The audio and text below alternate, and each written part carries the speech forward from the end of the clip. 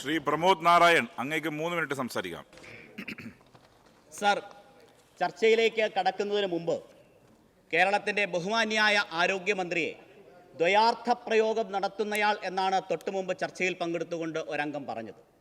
ശിശുഹത്യയിൽ ഒരു പാപബോധവും തോന്നാത്തവർക്കൊപ്പം ഇരിക്കുന്നവർക്ക് ഒരു സ്ത്രീയായ മന്ത്രിയെ അധിക്ഷേപിക്കുന്നതിൽ ആനന്ദം തോന്നും എന്നതിൽ ഞങ്ങൾക്ക് അത്ഭുതമില്ല. ആ ആനന്ദത്തിന് മരുന്ന് 2 തെരഞ്ഞെടുപ്പുകളിലായി കേരളത്തെ ജനം നൽകുന്നുണ്ട്. ഇനിയും ആ ചികിത്സയും മരുന്നും അവർക്ക് ലഭിക്കും. പക്ഷേ ആ പ്രയോഗം സഭയുടെ രേഖകളിൽ നിന്ന് നീക്കാൻ അങ്ങ് നടപടി സ്വീകരിക്കണം എന്ന് ഞാൻ അഭ്യർത്ഥിക്കുകയാണ്. സർ, അന്നം കൊടുക്കുക, അർത്ഥം കൊടുക്കുക, ഉള്ളിൽ ഉറവ പറ്റാത്ത സ്നേഹം കൊണ്ട് ഉയിരും ഉടലും കാക്കും കവചമാവുക. സർ, കേരളത്തിൻ്റെ ആരോഗ്യരംഗത്തെക്കുറിച്ചിട്ടുള്ള എല്ലാ ചർച്ചകളിലും നാം കോവിഡിൻ്റെ കാലത്തെ മറന്നുപോകാൻ പാടില്ല.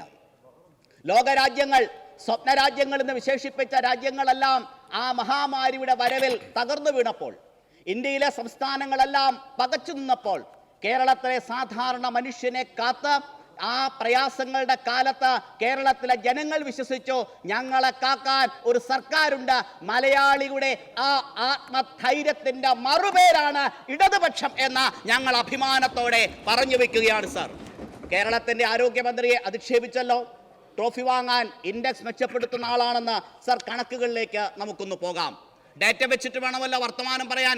കേരളത്തിന്റെ ആരോഗ്യരംഗത്തിന്റെ ഏറ്റവും പ്രധാനപ്പെട്ട സവിശേഷത എന്താണ് സർ?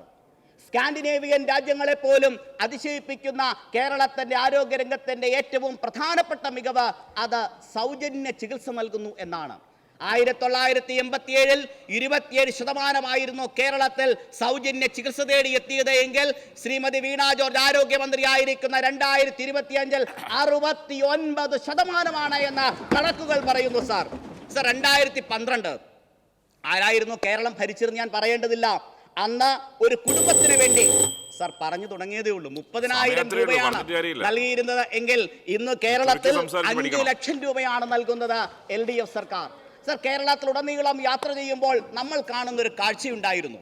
വഴിയോരത്ത്, പാതയോരത്ത് പാട്ടുപാടി കരൾ മാറ്റിവെക്കാൻ ഞങ്ങൾക്ക് സഹായം നൽകണം എന്ന് പറഞ്ഞ് കൈനീട്ടുന്ന മനുഷ്യർ. നമ്മളെല്ലാം ചികിത്സാ സഹായത്തിനായി സമിതികൾ രൂപീകരിക്കാറുണ്ട്.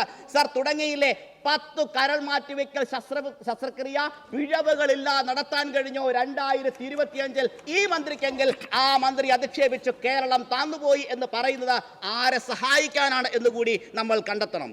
സർ, കേരളത്തിൽ ആരോഗ്യരംഗത്തുള്ള കേരളത്തിൻ്റെ നിക്ഷേപം ആശുപത്രിക്ക് പെയിന്റ് അടിച്ചു എന്നാണ് മാത്രമാണോ?